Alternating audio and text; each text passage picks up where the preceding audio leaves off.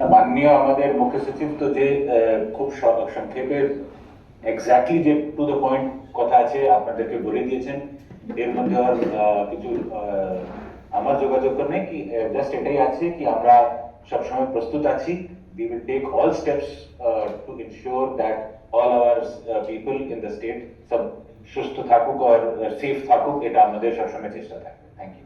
মাননীয় CS madam আপনাদের বলেছেন, ডিজি সাহেবও বললেন, আমাদের কলকাতার ক্ষেত্রে বলতে পারি দুটো কোর্টে, সিটি কোর্ট এবং ব্যাংশন কোর্টে একটা মেল আসে, একটা বোমাতঙ্কের মেল, সঙ্গে সঙ্গে একটু দেরি না করে আমাদের ডিটেকটিভ ডিপার্টমেন্টের bomb detection and disposal squad BDDS তারা যায়, পুরো জায়গায় তল্লাশি চালায় এবং বিচারপতিদের সঙ্গে তারা কথা বলে, তাদের নিরাপত্তার ব্যাপারে আশ্বস্ত করা হয় এবং পুরো তল্লাশির পরে কোথাও কোনো সন্দেহভাজন কিছু মেলেনি।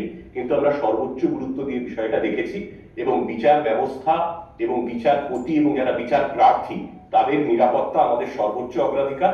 আমরা সেইভাবেই বিষয়টা দেখেছি, আতঙ্কের কোনো কারণ নেই।